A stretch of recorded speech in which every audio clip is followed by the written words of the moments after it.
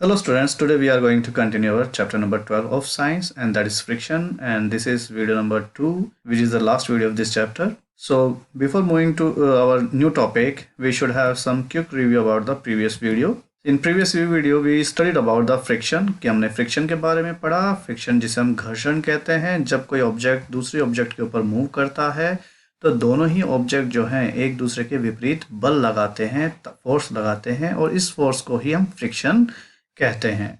और ये फ्रिक्शन की जो फोर्स है ये हमारे लिए बेहद ज़रूरी भी है, लेकिन ये हमें कुछ हद तक नुकसान भी पहुंचाती है.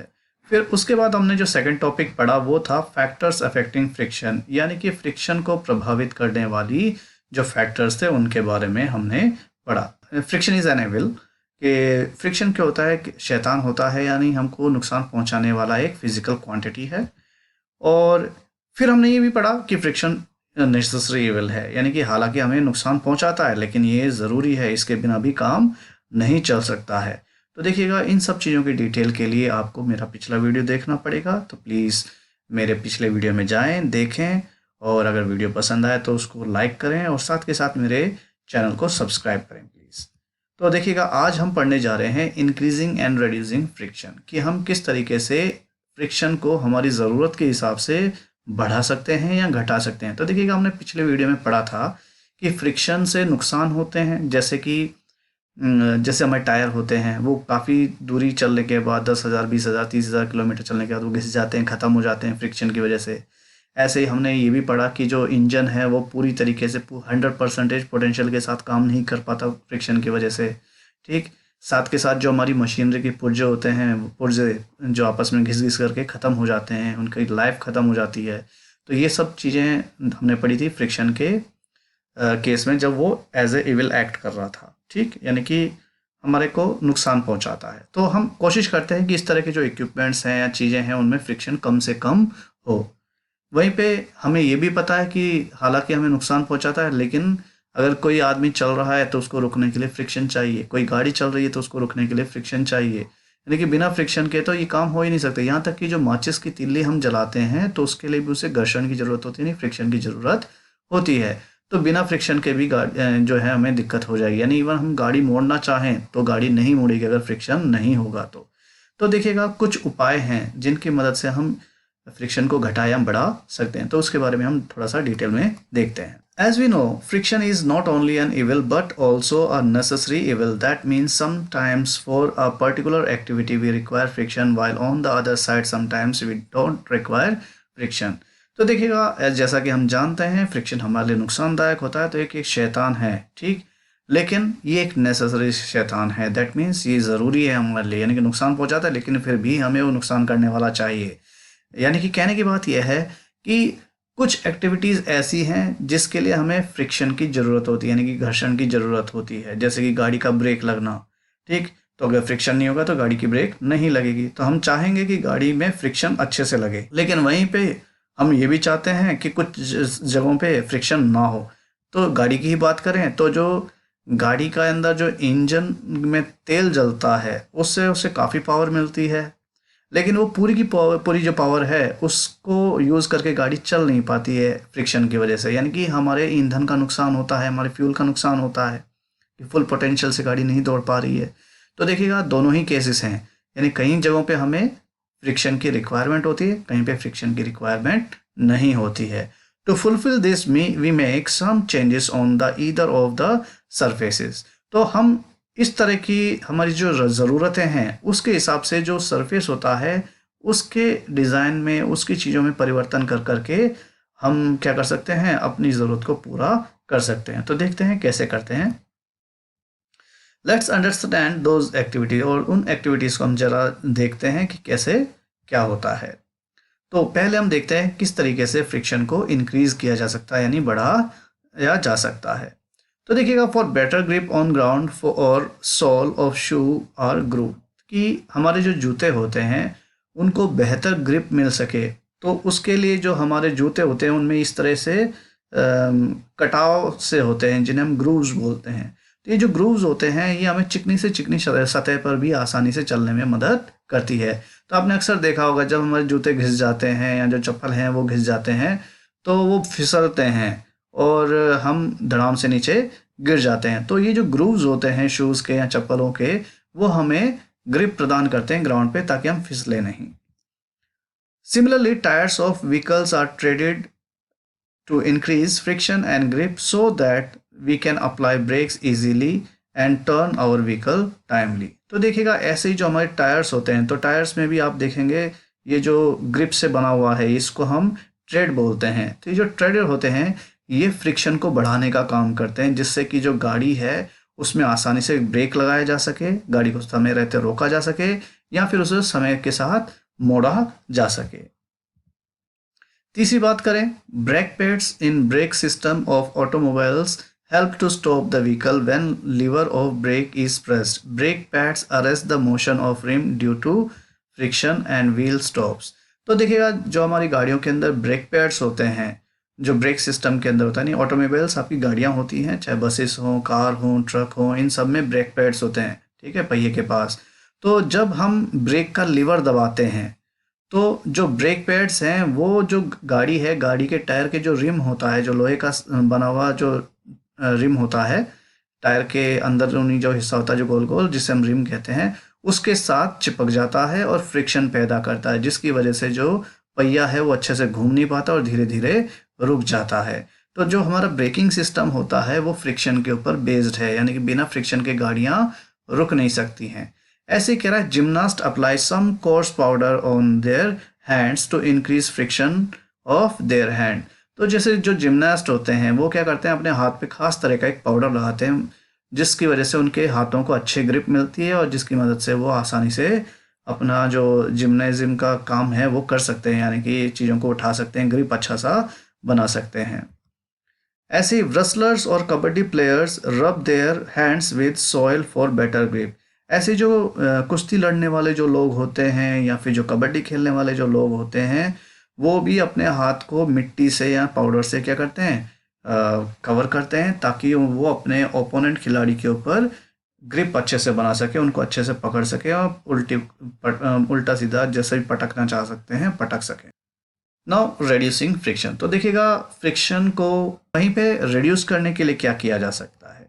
तो देखिएगा some places where we reduce friction are as follow. तो कुछ ऐसी जगह हैं जहां पर हमें फ्रिक्शन को कम करने की ज़रूरत होती है ताकि हम ज़्यादा एफिशिएंटली काम कर सकें। जैसे कि we sprinkle a very fine powder on carrom board to reduce the friction between the surface of board and coins. तो देखिएगा आप लोगों ने सभी ने कैरम बोर्ड खेला होगा।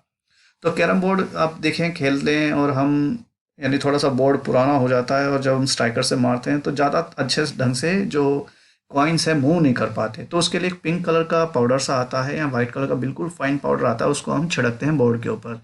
और जब एक बार छिड़क देते हैं तो कैरम की जो गोटियाँ होती हैं उड़ती हुई घूमती हैं, यानी 3-3 4-4 राउंड मार जाती हैं, इतनी आसानी से फिसलती हैं। यानी कि जो वो महीन पाउडर हैं वो कॉइन के नीचे आकर के उनको लुढ़कने में मदद करते हैं, यानी कि आप सरफेस को स्मूथ कर रहे होते हैं पाउडर का यूज़ करके कैरम बोर्ड का, जिससे कि कॉइन्स जो हैं आसानी से बिना फ्रिक्शन के ज़्यादा दूर तक जा पाती हैं, ज़्यादा देर तक मूव कर पाती हैं। ऐसे वी यूज़ ग्रीस, ग्रेफाइट और lubricant oil to reduce friction between moving part of machine and automobiles. तो देखिएगा मशीनरी और ऑटोमोबाइल के जो इंजन वगैरह होते हैं उसके अंदर जैसे हम ग्रीस डाल देते हैं या ग्रेफाइट का जो पाउडर होता है उसको डालते हैं, या कुछ हद तक हम लुब्रिकेंट ऑयल्स का भी इस्तेमाल करते हैं, ताकि जो मशीन के जो पार्ट्स होते हैं वो आपस में रगड़ ना खाएं, उनकी घिसाई जल्दी ना हो। यानी कि उनकी लाइफ बढ़ाने के लिए हम ऑयली या ग्रीसी चीज़ों को उसके अंदर डालते हैं ताकि चिकनाहट बनी रहे और जो पार्ट्स आपस में रगड़ खाते हैं उनको ज़्यादा नुकसान ना हो। The mechanism of these lubricant is to form a smooth layer between the surface so that they can slide on each other without friction। तो देखिएगा जो इस तकनीक से ये लुब्रिकेंट्स काम करते हैं उसके अंतर्गत क्या होता है कि जितनी जहाँ पे भी इनको डाला जाता है वहाँ पर ये पतली सी लेयर बना लेती हैं अपनी, यानी परत बना लेती हैं, जिसकी वजह से जो आपकी मशीनरी है वो आसानी से जो है एक दूसरे को बहुत ज़्यादा घिसे बिना एक दूसरे के ऊपर मूव कर पाती है। तो यहाँ पर देखिएगा ये जो टायर है, जब बरसात में सड़क पर पानी भर जाता है तो आपने देखा होगा कई बार गाड़ी चलाते टाइम ब्रेक लगाते टाइम स्किड होती है गाड़ी, यानी कि फिसलती है। तो एक्चुअल में लुब्रिकेंट फिसलवाने का काम करते हैं, यानी कि दैट मीन्स वो जो फ्रिक्शन है वो नहीं क्रिएट होने देते हैं। ठीक, तो इस तरीके से इंजन के अंदर हम इस तरह का मैकेनिज्म यूज करते हैं। अब ऐसे कह रहा है engine oil used in engines of machine also reduce friction on piston of engine which increase the life of engine. तो ऐसे जो आपकी गाड़ियों के इंजन होते हैं, ठीक, तो गाड़ियों के इंजन कुछ इस तरीके से होते हैं जिसके अंदर ये जो पिस्टन वगैरह हैं ये आगे मूव पीछे मूव होते रहते हैं और ये एक दूसरे को घिसते रहते हैं। तो ऐसे में क्या होता है कि इनकी लाइफ जो है घट जाती है अगर डायरेक्टली एक दूसरे को घिसते रहें तो ऐसे में क्या किया जाता है, इस जगह पर लुब्रिकेंट ऑयल डाले जाते हैं। तो आपने एडवर्टाइजमेंट देखा होगा कैस्ट्रॉल का ऑयल और इस तरह के जो ऑयल होते हैं, ठीक है, कंपनी के, तो रेड कलर के ग्रीन कलर के ऑयल होते हैं। इनको अगर आप डालें इंजन के अंदर तो ऑयल की वजह से जो इंजन का सरफेस है वहाँ पर एक ऑयल का लेयर बन जाता है और घिसावट कम होती है और परिणाम स्वरूप जो आपका इंजन होती है उसकी लाइफ बढ़ जाती है। The substance which reduce friction is called lubricant. तो ऐसी कोई भी वस्तु जो फ्रिक्शन को रिड्यूस करती है उसे हम लुब्रिकेंट कहते हैं। अब वो चाहे पाउडर के रूप में हो या फिर लिक्विड के रूप में हो, ये लुब्रिकेंट ही कहलाते हैं। तो यानी कि कहने की बात यह है कि लुब्रिकेंट्स का इस्तेमाल कर करके हम क्या कर सकते हैं, सरफेस को स्मूथ बना सकते हैं। अब प्रश्न उठता है, can we reduce friction to zero by polishing surface और using large amount of lubricants. तो अब जो प्रश्न हमारे दिमाग में आता है वो ये आता है कि क्या लुब्रिकेंट्स को इस्तेमाल करके हम फ्रिक्शन को ज़ीरो कर सकते हैं, यानी कि बिल्कुल ऐसा सरफेस तैयार कर सकते हैं जो फ्रिक्शनलेस हो। तो देखिएगा उसका जवाब है no, we cannot reduce to zero friction to zero by polishing surface और using large amount of lubricant because friction can never be entirely eliminated.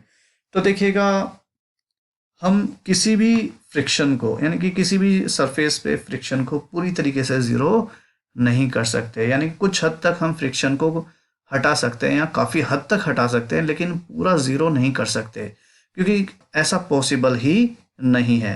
क्यों? क्योंकि no surface is perfectly smooth, there is always irregularities always there. तो कह रहा है कि perfectly smooth surface कभी बना ही नहीं सकते क्योंकि हम मैग्नीफाई करेंगे, यानी कि हमारी जो फर्श होती है या जो ग्लासेस और मिरर्स होते हैं जो हमें दिखाई देते हैं बहुत चिकने दिखाई देते हैं, बिल्कुल स्मूथ दिखाई देते हैं, हकीकत में अगर हम उसको मैग्नीफाई करके देखें तो उसमें भत्तेरे छोटे छोटे गड्ढे बने होते हैं जिसकी वजह से फ्रिक्शन वो ज़रूर लगाएगा। यानी कि किसी भी तरीके से हम पूरी तरीके से फ्रिक्शनलेस चीज़ों को नहीं बना सकते हैं, यानी चाहे 100% से हम उसको गिरा करके 20% तक ला सकते होंगे, लेकिन उससे ज़्यादा उसको घटा करके ज़ीरो तक नहीं लाया जा सकता है। तो कोई भी कितना भी स्मूथ सरफेस क्यों ना हो वो फ्रिक्शन अप्लाई करेगा ही करेगा, तो उसे पूरी तरीके से हटाना हमारे लिए पॉसिबल फ़िलहाल तो नहीं है। तो अब चूंकि ये पॉसिबल नहीं है तो हम ये कोशिश कर सकते हैं कि मैक्सिमम जितना भी हम फ्रिक्शन है उसको कम करें। तो उसके लिए हमारे पास कुछ उपाय हैं, जैसे कि एक तो हम लुब्रिकेंट्स का इस्तेमाल कर सकते हैं, दूसरा क्या कर सकते हैं, व्हील जैसे स्ट्रक्चर बना सकते हैं, यानी कि पहिए क्या करते हैं, रिड्यूस करते हैं फ्रिक्शन को। तो देखिएगा आप लोगों ने अटैची वगैरह तो खींची होगी, तो कभी उठाया भी होगा, सफ़र पे गए होंगे, तो देखिएगा हमको काफ़ी दूर तक हम इन चीज़ों को उठा के नहीं चल सकते, हाथों में दर्द होने लग जाता है ना वज़न की वजह से। लेकिन वहीं पर सूटकेस के अंदर कुछ रोलर्स लगे होते हैं या लगेज बैग्स होते हैं, उनमें रोलर्स लगे होते हैं, छोटे छोटे पहिए लगे होते हैं। तो कहीं पे भी हमें जाना हो हम उन पहियों की मदद से उसको आसानी से खींच पाते हैं, हमें बिल्कुल भी जोर नहीं लगता। तो ऐसा क्यों? तो देखिए यहाँ कह रहा है rollers on suitcase or luggage bags make easy to drag them on the surface because smaller contact area of round shaped wheel or roller offer very less friction। तो देखिएगा जो सूटकेस वगैरह में या लगेज बैग में roller लगे होते हैं वो जब किसी सरफेस पे चलते हैं, यानी कि किसी सतह पर चलते हैं, जैसे हमारी ज़मीन है वहाँ पे चलते हैं, तो राउंड शेप होने की वजह से उनका एक बहुत छोटा हिस्सा ही जो है वो सरफेस से एक बार में टकराता है, यानी कि कांटेक्ट में आता है। तो अब बहुत छोटा एरिया जो है वो टच होता है ज़मीन से, इस वजह से वो जो है फ्रिक्शन भी उतना ही कम लगाता है। यानी कि हम क्या कर रहे हैं, किसी भी सरफेस का फ्रिक्शन कम करने के लिए, यानी किसी ऑब्जेक्ट का जो फ्रिक्शन है उसे कम करने के लिए उसे गोल शेप देते हैं ताकि उसका जो एरिया है, उसका जो बॉडी का जो एरिया है वो बहुत कम से कम जो है कांटेक्ट में है दूसरे सरफेस से, ताकि कम से कम फ्रिक्शन लगे। तो इसको समझने के लिए हम एक एक्सपेरिमेंट करते हैं।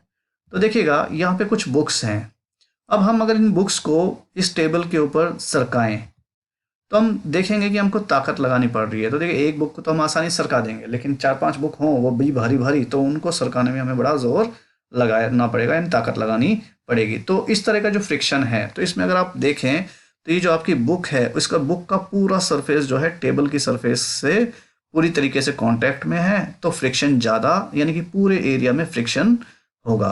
और पूरे एरिया में फ्रिक्शन होने की वजह से उसको आगे धकेलने में हमें ज़्यादा ताकत लगानी पड़ेगी। वहीं पे हम अगर दूसरा एग्जाम्पल देखें तो देखिएगा, ये एक बैग है जिसके अंदर व्हील्स लगे हुए हैं, सूटकेस है।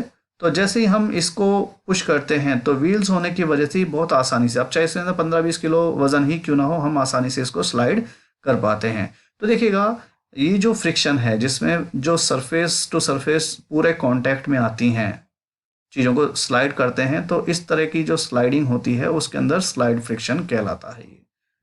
वहीं पे जो गोल पहिए हैं किसी सरफेस के ऊपर, वो भी फ्रिक्शन लगाएंगे, लेकिन इस तरह का जो फ्रिक्शन होता है जो बहुत कम होता है उसे हम रोलिंग फ्रिक्शन कहते हैं। तो आई होप समझ में आ गया होगा। पहियों का बहुत छोटा हिस्सा है वो आपके टेबल है, टेबल के सरफेस के साथ कांटेक्ट में आता है, तो इसे खींचना आसान है इन बुक्स के कंपैरिजन में। क्यों? क्योंकि यहाँ पे बुक जो है काफ़ी बड़ा, जो उसका पूरा सरफेस एरिया नीचे का, वो पूरा का पूरा टेबल के साथ अटैच्ड है, और अटैच होने की वजह से उतना ज़्यादा वो फ्रिक्शन लगेगा, यानी कि जितना एरिया आपका दोनों ऑब्जेक्ट का एक दूसरे के साथ कांटेक्ट में आएगा उतना ज़्यादा फ्रिक्शन होगा, और जितना कम फ्रिक्शन चाहिए आपको उसके हिसाब से आपको सरफेस को उतना गोल बनाना पड़ेगा। तो गोल होने की वजह से जो है बहुत छोटा सा एरिया जो है वही कांटेक्ट में आएगा, और परिणाम स्वरूप फ्रिक्शन भी कम लगेगा। तो पहियों के द्वारा लगाया जाने वाला जो फ्रिक्शन होता तो है लेकिन कम होता है, तो ये हमारे लिए ज़्यादा फायदेमंद होता है, हमें ज़्यादा ताकत लगानी नहीं पड़ती, और इस तरह के फ्रिक्शन को हम रोलिंग फ्रिक्शन कहते हैं। अभी कह रहा है to reduce friction in machinery ball bearing is use. तो देखिएगा, आप लोगों के घर के अंदर पंखे भी होंगे, इवन आपके पास साइकिल्स भी होंगी। तो अगर आप पहियों के अंदर देखें, पहिए जिसकी वजह से इजीली बहुत अच्छे से घूम पाते हैं, या जो पंखा है जो आसानी से घूम पाता है, तो उसके अंदर क्या होता है, इनके अंदर बॉल बियरिंग्स होती हैं, यानी कि छोटे छोटे कंचीनुमा लोहे की या स्टील की बियरिंग्स होती हैं, जो कि सीलिंग फैन को आसानी से घूमने में मदद करती है, यानी कि बहुत कम फ्रिक्शन कर देती है, यानी फ्रिक्शन बहुत लेस हो जाता है। ऐसी साइकिल के जो पहिए हैं आसानी से बॉल बियरिंग की वजह से ही घूम पाते हैं। तो आप किसी साइकिल वाले की दुकान पे जा कर के बॉल बियरिंग देख सकते हैं, जिसकी वजह से ये आसानी से घूम पाते हैं। अब दूसरा है फ्लूइड फ्रिक्शन। तो anything that flow is also known as fluid. तो देखिए, कोई भी चीज जो बहती हैं उनसे हम फ्लूइड कहते हैं। Air and water both flow, so they are different types of fluid. तो हवा देखिएगा, हवा गीला नहीं होता, तरल नहीं होता, ठीक, गैस होती है, जबकि पानी जो होता है तरल अवस्था में होता है। तो अधिकतर जो हम हैं, जैसे हमसे कोई बोलता है फ्लूइड, तो हमें पानी या कोई भी बहने वाली चीज़ समझ में आती है, हम हवा के बारे में सोचते भी नहीं हैं। लेकिन जो एयर है वो भी फ्लूइड की कैटेगरी में आता है, यानी कि जो भी चीज़ बहती हो वो फ्लूइड है। तो ये जो फ्लूइड्स होते हैं ये भी फ्रिक्शन पैदा करते हैं, लेकिन कम करते हैं, करते जरूर हैं लेकिन। Air is light weighted even though it exert force of friction. Similarly, water also exert friction against any moving object in it. तो ये कह रहा है कि देखिएगा, हवा बहुत हल्की होती है लेकिन उसके बावजूद जो है वो फ्रिक्शन अप्लाई करती है दूसरी चीज़ों के ऊपर जो उसके अगेंस्ट चल रही होती है। ऐसे ही पानी भी जो है वो भी उसके विपरीत दिशा से आने वाली चीज़ों के ऊपर जो है फ्रिक्शन लगाती है, ठीक। तो अब देखिएगा, ये जो लड़की है साइकिल चला रही है, तो जो हवा है वो सामने से आ रही है, और हवा सामने से आने की वजह से देखिए आप सकते हैं उसके जो हेयर बैंड है वो हवा में तैर रहा है, या उसके कपड़े जो हैं आप पीछे की ओर जा रहे हैं। तो ये एक फ्रिक्शन है, लेकिन वो हल्का फ्रिक्शन है। तो आपने कभी जब साइकिल चलाई हो, जब आंधी सी चल रही होती है, तो हमको बहुत ताकत लगानी पड़ती है साइकिल को आगे बढ़ाने के लिए। क्यों? क्योंकि ये हवा का फ्रिक्शन है जिसकी वजह से आप आगे नहीं बढ़ पाते हो। वहीं पे अगर उल्टी दिशा से हवा आ रही हो, यानी कि जिस तरफ आप जा रहे हो उसी दिशा में हवा हो, तो हमें साइकिल चलाने में बड़ी आसानी होती है। हमें जस्ट एक दो पैडल मारना होता है, बाकी तो हवा खींच के ले जाती है। तो हवा भी फ्रिक्शन लगाती है, कहने की बात ये है। साथ के साथ पानी जो है उसमें भी फ्रिक्शन होता है, वो भी चीज़ों को घिसने का काम करती है। तो आपने देखा होगा अगर हवा यानी कि बहाव किसी दिशा में है और उस बहाव की दिशा में अगर हम जहाज को खींचते हैं तो हमें बहुत ताकत लगानी पड़ती है, लेकिन वहीं पे पानी जिस दिशा में चल रहा होता है उसी दिशा में अगर हम नाव को या हमारे जहाज को ले जाएं तो बहुत आसानी से हम एक पेडल मार करके हम आसानी से उसको और दूर तक लेके जा सकते हैं। तो drag, friction exerted by fluid is known as drag. तो देखिएगा हवा या पानी के द्वारा जो फ्रिक्शन आपके ऊपर लगाया जाता है, बॉडी के ऊपर लगाया जाता है या ऑब्जेक्ट के ऊपर लगाया जाता है, उसे हम ड्रैग कहते हैं। ठीक, तो ड्रैग और फ्रिक्शन फ्रिक्शन चीज़ एक ही हैं, बस फर्क सिर्फ ये है कि ड्रैग की परिभाषा ये हो जाएगी कि भाई फ्लूइड के द्वारा लगाया गया फ्रिक्शन जो है वो ड्रैग कहलाता है। फ्रिक्शन और drag in fluid depend upon the speed of fluid. अब ये जो ड्रैग है या फ्रिक्शन है ये निर्भर करता है कि जिस फ्लूइड में नाव चला रहे हैं या साइकिल चला रहे हैं तो वो जो फ्लूइड है उसकी स्पीड कितनी है।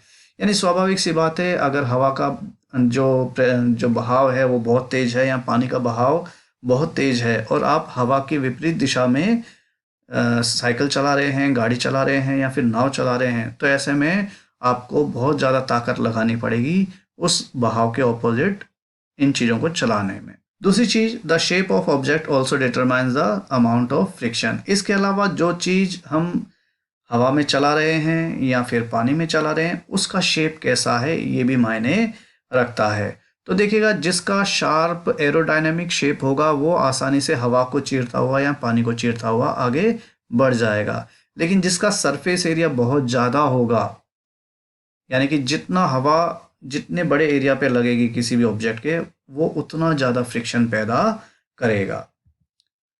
Friction depends upon the nature of fluid as well. इसके अलावा फ्रिक्शन इस बात पे भी निर्भर करता है कि जो फ्लूइड है, हवा या जो लिक्विड हमारा है वो किस नेचर का है। फॉर एग्जांपल देखिएगा पानी जो है काफ़ी फ्लूइड होता है, लेकिन वहीं पे जो ऑयल होता है, तेल होता है, वो उसके कंपैरिजन में थोड़ा सा गाढ़ा होता है।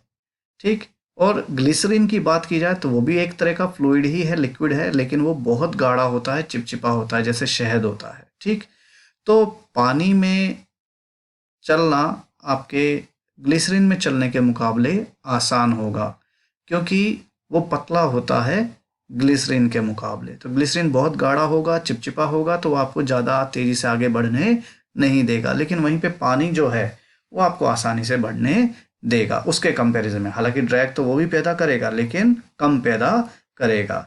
तो ग्लिसरीन या शहद आप देख चुके होंगे काफ़ी गाढ़ा होता है, तो गाढ़ापन होने की वजह से उनकी फ्लूइडिटी कम होती है और फ्लूइडिटी कम होगी तो वो फ्रिक्शन यानी कि ड्रैग ज़्यादा लगाएंगे। अब प्रिवेंटिव मेजर क्या है, यानी कि हम अब देखो ऐसा तो हो नहीं सकता ना कि हम हवा में एरोप्लेन नहीं उड़ाएं, हेलीकॉप्टर नहीं उड़ाएं या जहाज़ों की मदद से एक जगह से दूसरी जगह जाए नहीं। तो इस ड्रैग को कम करने के लिए हम क्या कर सकते हैं। तो ड्रैग और friction of fluid can be reduced using aerodynamic shape while making aeroplane shape and submarine. तो देखिएगा एरोप्लेन हवा में उड़ते हैं, तो ये जो एरोप्लेन होंगे उनका शेप हम इस तरीके का बनाते हैं जो कि एरोडायनामिक हो, यानी कि जो हवा को काट सकता हो आसानी से। तो अब चूंकि इनका शेप इस तरह का होता है जिसकी वजह से वो आसानी से पानी को या हवा को चीर के आगे की ओर बढ़ सकते हैं, तो इनके ऊपर कम ड्रैग लगता है, कम उनको ईंधन जलाना पड़ता है और काफ़ी आसानी से वो उड़ पाते हैं। अदरवाइज़ क्या होगा, चीज़ें उड़ ही नहीं पाएंगे और धड़ाम से नीचे गिर जाएंगी या फिर जो जहाज हैं वो बीच समुद्र में ही अटके रह जाएंगे क्योंकि उनका अंदर का जो ऑयल है या जो डीजल है वो ख़त्म हो जाएगा ज़्यादा ड्रैग की वजह से।